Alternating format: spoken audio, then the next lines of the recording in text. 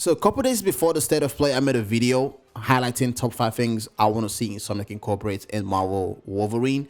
And I am glad to say that they are living up to the hype. This game is going to be a masterpiece. It's going to be everything that we've wanted from a Wolverine game. First off, the first thing I noticed while watching the gameplay is the amount of blood and gore scenes in the game. Like literally, this guy is drenched in blood.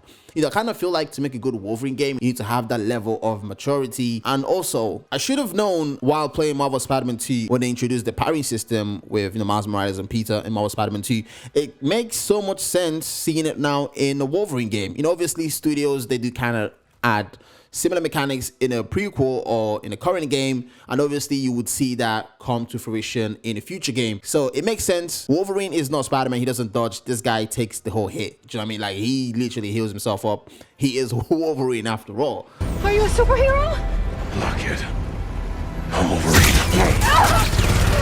So the parry system is even more intense in this game because the whole gameplay was literally action back-to-back set piece. We don't know how this is going to play in a day-to-day gameplay. Obviously, this is not open world game. It's kind of a God of War level, set level kind of set piece where certain areas might be semi-open world, other levels might be slightly more open, others might be kind of closed and linear. But obviously, it has to be that way. Wolverine is not the type of guy, like he's not swinging around like Spider-Man. So traversal would be something that would need to be thought about.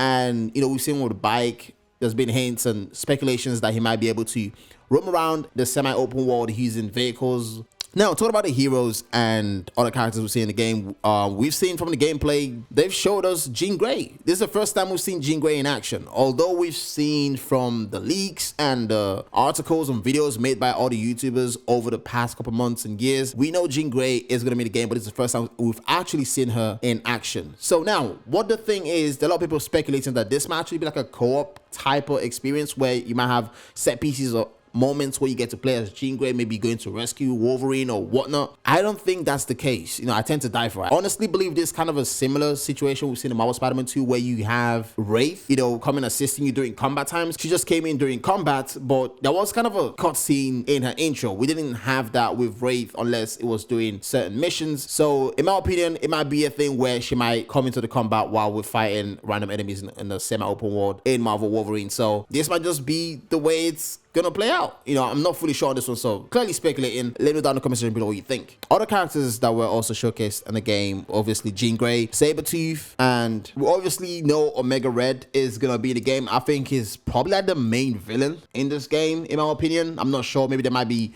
saving other reveals for us to find out ourselves when we play the game, just like we see in Marvel Spider-Man 2. We know we had Venom, but we didn't know there were going to be other villains like, Vulture, Rhino, if I'm not wrong. I think Rhino was in Spider-Man 2 as well. It might be a similar case here where we might even find out more of the X-Men, in this game because, you don't have a Wolverine game without X-Men and you don't have X-Men without Wolverine. Other thing I mentioned in my previous video is the healing factor, right? I was kind of hinting at how Insomniac might need to approach the healing factor when it comes to Wolverine. You don't want it to be overpowered, but I'm kind of glad to have seen in this gameplay there was a set piece moment when he was in fight with one of the mercenaries and he was brutally injured. Like, he was literally almost torn to pieces and he just healed back up. And if you look at the gameplay, if you look at the top left corner, there's an upper bar, which is obviously his health, and there's a yellow bar right beneath it, and I think that's where you charge up before you can heal. Again, similar to obviously Marvel Spider-Man 2, to heal you get more hits, more crits, and then you can use those points to heal yourself. So nothing big there. They didn't make it look like some strategic big piece of healing or whatnot, so I think this works even fine. Now, another thing that also made its way to this game is the takedowns. We have takedowns like we've seen in Marvel Spider-Man 2 with Wraith and Yuri. So again, same reason why I think this is not going to be like a co-op type of gameplay thing. It's going to be a thing where she might jump in and out. Maybe there might be other characters that might jump in the gameplay as well whilst you're fighting, but not to say that they're going to be playable as well. Now, in regards to the story, in the gameplay, we've seen Wolverine going to save all the mutants. So I feel like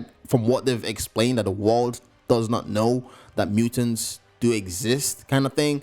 So, it's always kind of similar to a Wolverine story of pain, anger, kind of finding out who you truly are, your past, and etc. Weapon X, mutants saving your people, fighting for the truth and all that kind of stuff. So I'm glad the take they're going on with the story. I don't know how in-depth it is because what we've seen is really, really shallow, to be honest. Now, final verdict. To be honest, the state of play, in my opinion, it was a 7 out of 10, right? It's not like they didn't show any games. They showed quite a few games that I'm kind of interested in, like, you know, Onimusha.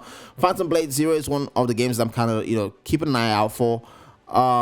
They showed us God of War Lovi.